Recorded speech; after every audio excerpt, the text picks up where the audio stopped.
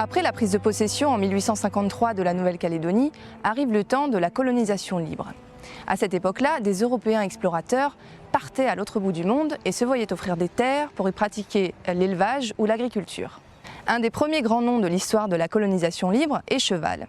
C'est l'histoire de deux frères, Timothée et Hippolyte Cheval, qui quittent la France, s'arrêtent à Sydney et s'installent en Nouvelle-Calédonie, dans la région de Saint-Vincent. Aujourd'hui, on en sait toujours peu sur cette grande descendance Cheval, à part qu'elle se serait scindée en deux branches. Histoire d'histoire, Cheval, première famille de colons libres, c'est tout de suite sur Calédonia.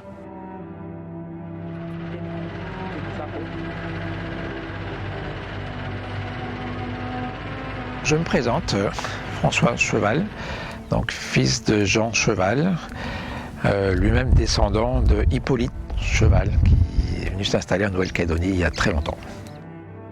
Il y a deux frères, Hippolyte et Timothée. Ils sont partis à l'autre bout du monde.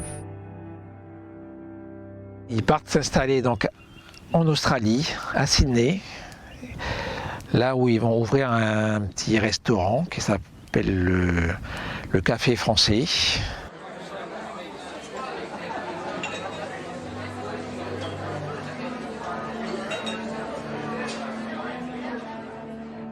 Les deux frères, Timothée et Hippolyte Cheval, arrivent à Sydney. Ils parlent la langue anglaise et le capital offert par leurs parents permet la réalisation immédiate de leur projet. Les frères Cheval décident la création d'un restaurant qui acquiert vite une réputation méritée. Dans ce pays anglais où la nourriture se compose surtout de viande bouillie et de jambon, ils vont faire triompher la renommée de la cuisine française.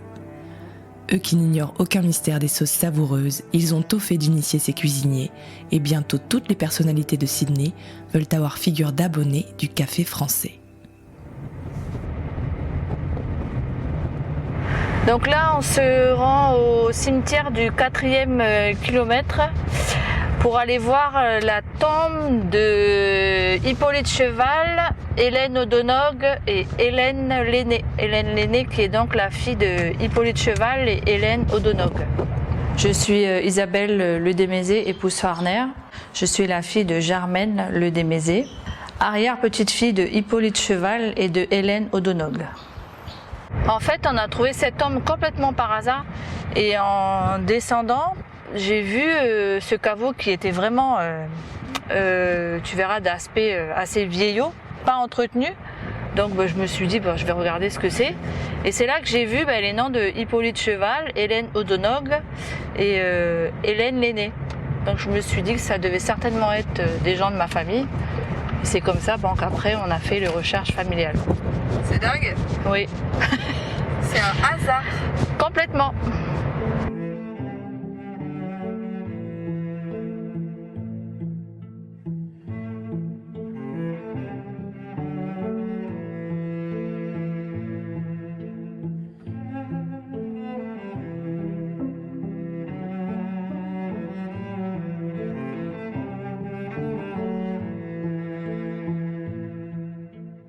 Donc là, c'est la tombe de James O'Donoghue et de Mary O'Donoghue, qui sont les parents de Hélène O'Donoghue.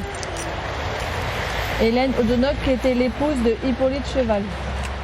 Ils ont entendu parler du fait qu'en Nouvelle-Calédonie, des terres étaient données, enfin entre guillemets, aux gens pour pouvoir les exploiter au niveau de l'élevage. Donc à un moment donné, ils ont décidé de partir, donc c'était en 1862. Au bout de 18 jours de mer, ils sont arrivés en Nouvelle-Calédonie. Sur le brick anglais La Gazelle, Timothée Cheval arrive avec les O'Donoghue, beaux-parents de Hippolyte, monsieur et madame James Delay et d'autres. C'est Timothée Cheval, le frère d'Hippolyte, qui est déjà intéressé par la Calédonie. Lui, il arrive en Australie, à Sydney, apparemment vers 1853. Il s'intéresse un peu à la Calédonie à partir de 1859. Et il peut apparemment venir en Nouvelle-Calédonie à partir de 1862. Donc là, il vient avec des personnes qui viennent d'Irlande. Donc on lui demande, la colonie française demande de venir avec des gens pour s'installer, avec des animaux, avec du matériel. Il est suivi en 1864 par Hippolyte Cheval, son frère, qui vient s'installer à Saint-Vincent avec ses beaux-parents. Donc les beaux-parents, c'est James O'Donoghue et Maria McMahon. Ce qui est impressionnant quand même, c'est que c'est quand même des gens qui approchaient la soixantaine et qui ont quitté leur pays pour venir s'installer à l'autre bout du monde, quoi. C'était pas simple, hein. Parmi les premiers qui sollicitèrent et obtinrent des concessions figure M. Timothée Cheval, auquel un décret impérial du 28 novembre 1861 accorda 1500 hectares à prendre dans la plaine de la Tontouta. Dès que Timothée Cheval se considère propriétaire en Nouvelle-Calédonie, il entretient les siens de ses projets de départ. Toutefois, Timothée Cheval ne parvient à convaincre sa femme. Elle ne tient pas du tout à aller habiter ce pays démuni non seulement de confort, mais même du nécessaire.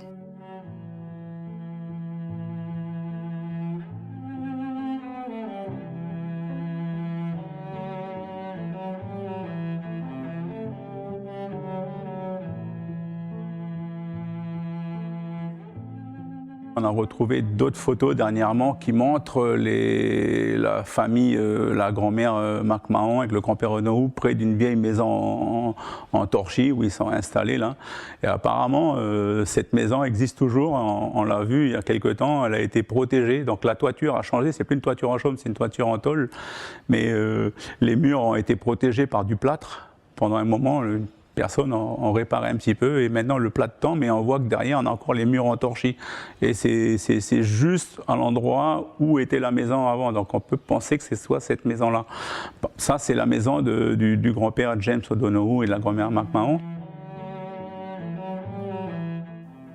De gauche à droite sur cette photo se trouvent Maggie Cheval, Hélène Cheval et son mari Lionel l'aîné et leurs 2 enfants, Hélène et Édouard, Madame Hippolyte Cheval, Marie Cheval, debout, Hippolyte Cheval et ses 2 garçons, Joseph et Louis, Laurent Jérôme et sa femme Héloïse, et enfin Eugène Mamelin et Joséphine Mamelin. Voilà, il faut savoir quand même que c'était pas très simple. Quand ils sont arrivés, ils n'avaient pas trop de chance. En fait, les faits qui nous sont relatés expliquent qu'ils ont subi des inondations à ce moment-là, qu'ils ont subi des attaques de sauterelles dans leur culture. Donc ça n'a pas été très, très facile. En 1862, alors que l'île est administrée par le gouverneur contre-amiral Guillain, M. Timothée Cheval s'installe dans la plaine de la Tontouta avec les familles James O'Donoghue, James Delay et d'autres. Un peu plus tard, M. Hippolyte Cheval, sa femme et ses enfants devaient les rejoindre. Ces familles qui jusqu'ici avaient connu le confort, même le luxe, commencent le dur apprentissage de l'existence coloniale. Voici que ces cultivateurs improvisés envisagent la récolte qui vient récompenser leurs efforts. Des astres, des nuées de sauterelles ravagent en quelques jours ce qui représentait le labeur de plusieurs mois. Sans se décourager, on recommence les travaux. La récolte semble assurée, car on n'a décelé aucune trace de sauterelles. Et là, cette fois-ci, c'est la Tontouta qui fait des siennes. Les malheureux colons, mauvais hydrographes, se sont installés trop près de cette traîtresse rivière. Après l'abandon de la plaine de la Tontouta, la famille James Delay s'installa à Nanyuni. Les familles James O'Donoghue et Hippolyte Cheval acquirent un domaine situé à Saint-Vincent, près de la Tamois, rivière plus modeste, mais plus sûre que la Tontouta. Là, vous voyez toute la plaine de Tontouta. Avec le blanc là-bas, c'est l'aéroport de Tontouta. Et tout devant, vous voyez la Tamois qui serpente, les sapins que j'ai plantés jeunes en 70 avec mon père. Tous les arbres qui serpentent, c'est la Tamois. Hippolyte, la famille O'Donoghue se sont installés au bord de la Tamois, plus près de l'aéroport de Tontouta, qui s'appelait le camp Cheval sur les vieilles cartes. Mais Tamois, donc plus vers les montagnes qu'on voit là-bas. D'autres péripéties défavorables viendront disperser ce groupe qui formait déjà un riant petit village. La nature du sol de la Tontouta s'était avérée impropre à la culture. Passé pour les frères Cheval l'ère d'abondance qu'ils avaient connue en Australie, leurs capitaux se sont ici volatilisés, transformés en moissons périssables. Il leur reste néanmoins un indestructible courage, semblable au commandant qui ne veut pas abandonner son navire et sombre avec lui. Timothée Cheval, demeuré seul, s'acharna contre la fortune adverse jusqu'à ce que la mort miséricordieuse vint mettre un terme à ses infructueux efforts. Il avait eu une dernière joie, revoir son fils que sa femme, saisie de tardifs remords, avait envoyé en Calédonie et appris le mariage de sa fille Alice, en France, avec monsieur Edmé Boucher. Hippolyte Cheval, lui le frère de Timothée, se dirige plutôt vers Nouméa pour une carrière dans l'administration au service des douanes. Il a été repéré à un moment donné par les responsables de la colonie qui le sollicitent pour ses services. Donc ils ont travaillé ensemble à un certain moment et après ils ont dû se séparer par la force des choses, quoi. Et Hippolyte est descendu vers Nouméa, ce qui a fait que ils se sont séparés géographiquement et physiquement. La suite de la famille Cheval, c'est surtout les deux frères, Louis et Joseph, qui font toute la descendance après en Nouvelle-Calédonie. Hippolyte a eu pas mal d'enfants, 13. Beaucoup de filles au départ. Les deux filles sont nées en Australie, d'ailleurs à Sydney. La troisième fille est née à Saint-Vincent. Et la quatrième est née à Nouméa. Et après, un petit peu après, est né Joseph, mon grand-père.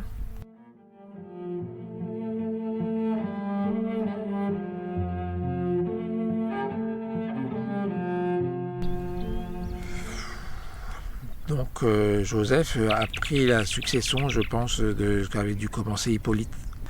Joseph a une entreprise de commerce qui travaille avec des chevaux et qui faisait des livraisons, du charroi.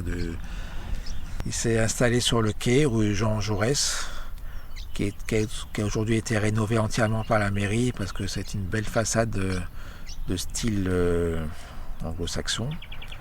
C'est là qu'il avait tous ses chevaux et qu'il faisait son de commerce. Dans la même époque, il s'est installé à la rue de Sébastopol, dans une maison qui par la suite a été surélevée du sol et ils l'ont passé à l'étage. Ils ont construit en dur dessous dans les années 1900 et quelques. C'est la maison où mon père est né, je sais que mon père est né là-bas.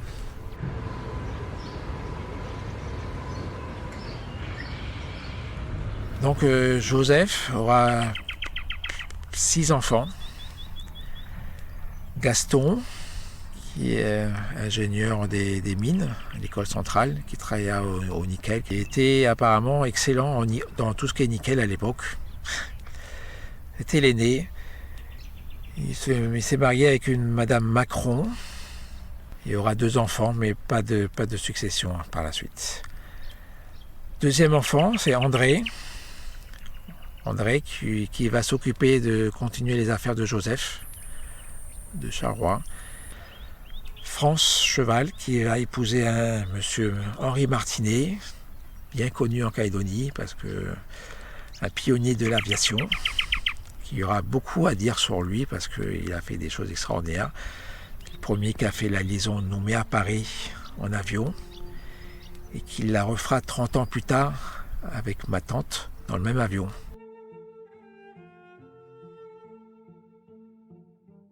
Henri Martinet était vraiment un pionnier de l'aviation. C'était fou là-dedans. Et c'est grâce à lui et ma tante, donc, qui l'a épousé, qui n'avait pas d'enfant. Donc ils ont sorti mon frère Michel et moi-même. Et on a eu la chance d'aller à l'île des Pins, aux îles Loyauté, à Yingen, parce qu'il a monté le Coulnoé village à l'époque à Yingen. À l'île des Pins, ça a été l'hôtel Canumera, qui a brûlé malheureusement après. J'ai eu la chance donc de profiter qu'ils m'emmenaient partout avec eux et c'était formidable à cette époque-là. Alors après, c'est les sœurs de mon père, est arrivé mon père, Jean Cheval, en 1927. Pour moi, il a touché à tout ce qu'on pouvait toucher à l'époque. La mine, exportée d'un petit mineur calédonien. L'agriculture, sur les propriétés de Saint-Vincent, de Tongouin, avec du bétail, des élevages de bétail. Et du commerce, du transport international, par la suite. Du commerce sur les chevaux, qui a développé les sociétés Joseph Cheval, qui a évolué sur les ventes de voitures Mazda, Opel d'abord, puis Mazda. Et des transports internationaux, du gaz. Il a touché à tout. Il a été président du syndicat des exportateurs de minerais, président de la chambre de commerce à une autre période. Et donc, vraiment, à l'époque des pionniers où il fallait tout créer ici. Pour moi, il y a quand même une fierté d'avoir gardé un petit peu les racines du départ et de continuer un petit peu quelque chose d'agriculture sur ces terres-là.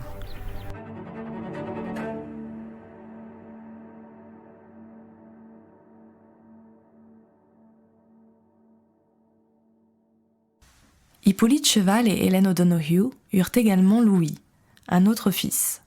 Joseph et Louis, les deux frères, seront responsables de la séparation en deux branches de la famille. Leurs descendants appliqueront cette règle. Donc là, on voit une partie de l'arbre généalogique d'Hippolyte Cheval et de Hélène O'Donoghue, de leur dernier fils, Louis Cheval, qui est entre autres mon arrière-grand-père et ma grand-mère.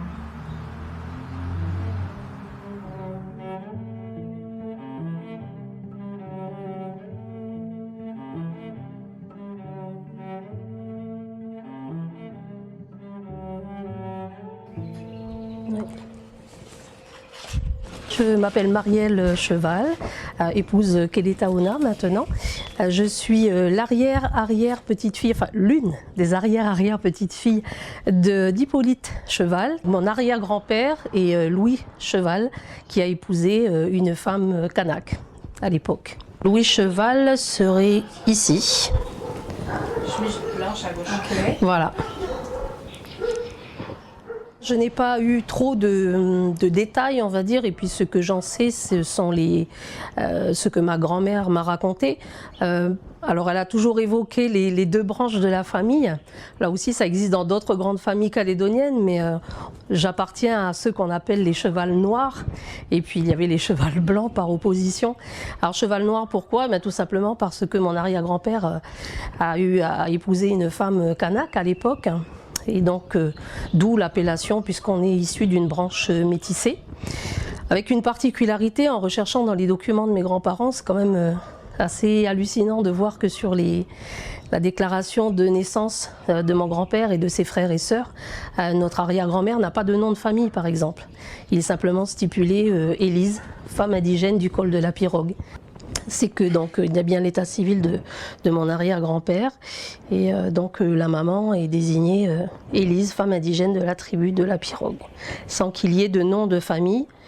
Sur d'autres documents, elle apparaît comme Élise Adrien, mais Adrien n'a rien de mélanésien comme nom de famille, donc je ne sais pas comment ça lui a été attribué. Comment ça se fait?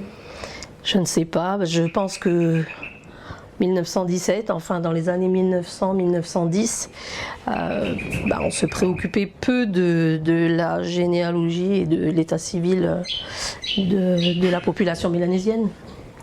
J'imagine que c'était les débuts aussi des registres d'état civil. Alors l'état civil était tenu à cette époque, c'était un petit peu aléatoire, ou en tout cas beaucoup moins rigoureux que maintenant, puisque mon arrière-grand-père a déclaré la naissance, donc le 25 janvier 1917, il est venu déclarer la naissance de 5 enfants. Il a attendu d'arriver au 5e. Voilà, pour déclarer. Ouais. Oui. Donc il y a Joseph, Hippolyte, Auguste, Louisette et Hélène. Mais il y en a eu d'autres après. Notre arrière-arrière-grand-mère kanak, de par la tradition orale, puisqu'il n'y a aucun écrit, on nous a toujours dit, enfin les anciens de la tribu de Coindé nous ont dit qu'elle était née à la tribu de Coindé et qu'elle avait été donnée coutumièrement à la tribu du col de la Pirogue. Donc dans cette région, forcément, même si ça commence à faire longtemps, les liens sont là et puis on a eu un attachement profond à cette région. J'ai surtout gardé toutes les histoires que m'a racontées ma grand-mère parce que j'ai été élevée par mes grands-parents. Mon arrière-grand-père, Louis, apparemment c'était un personnage assez folklorique, on va dire, un fort caractère. Et il y a une anecdote que me racontait ma grand-mère. Autrefois, la famille Grépeau sur la Tamois avait un commerce. Alors c'était les bâtiments d'époque, hein, les maisons un petit peu coloniales surélevées en bois et tout. Et ma grand-mère me racontait que c'était une forte tête et lorsqu'il arrivait dans ce commerce, il montait les marches du magasin à cheval. Mes grands-parents s'appelaient donc Joseph et Jeanne. Il était gérant de station. Ma grand-mère, qui elle avait plutôt grandi à Nouméa, à la ville, et qui a débarqué, si on peut dire, en brousse. Et ça a été une sacrée aventure pour elle, parce que justement, elle s'est retrouvée sur cette propriété avec aucun confort. De toute façon, le confort à l'époque, il y en avait peu. Et puis surtout, une vie rude, puisque lorsque mon grand-père partait plusieurs jours, voire des semaines pour convoyer du bétail, elle se retrouvait seule sur la propriété avec ses enfants. Donc elle qui n'y connaissait rien, elle a dû apprendre à chasser parce qu'il fallait bien nourrir la famille. Et puis comme beaucoup de femmes de cette époque, hein, c'était la lessive à la rivière, il fallait aller puiser l'eau à la rivière pour en avoir à la maison et puis apprendre à se débrouiller seule. Voilà, c'est une photo de retour de chasse avec mon grand-père qui était bien jeune à l'époque. Et mon grand-père a aussi beaucoup travaillé avec les Mélanésiens qui étaient aux alentours à Pau-Creux. Et j'ai retrouvé dans ces documents les noms de Mélanésiens de la tribu de Kouma qui existe, hein, cette tribu à la fois. Et il a participé, il a notamment travaillé avec eux pour redéfinir les limites de la tribu. C'est une toute petite tribu dans la région de la Foix, mais il y a des liens aussi qui sont restés. Alors là, on a le plan que j'ai retrouvé de la famille, donc la propriété Cheval. Alors là, je pense qu'il y a eu des rachats au fil des ans parce qu'à l'origine, la terre, il y avait de mémoire, je crois, 1800 hectares, quelque chose comme ça. Et là, cette propriété, par contre, elle était immense, hein, puisqu'on voit 3463 hectares. La fameuse limite que mon grand-père a recréée, a établie avec les habitants de la tribu de Kouma avec qui il partageait son quotidien puisqu'ils travaillaient ensemble. J'ai aussi retrouvé, alors je vais essayer de la ressortir, la demande de départ à la retraite de mon grand-père, c'est quelque chose. Voilà, qui adresse sa demande de départ à la retraite après 42 ans et 5 mois de travail. Donc les descendants Cheval, la succession Cheval. Donc voilà comment travaillait mon grand-père à convoyer le bétail. Et dans ce document, il nomme notamment les indigènes, comme on disait à l'époque, de la tribu de Kouma. Gaston, Georges, Caillou, des noms qui parleront encore aux habitants de Kouma, avec qui il a travaillé. Donc ce sont des documents qu'on a toujours gardés parce que c'est notre histoire.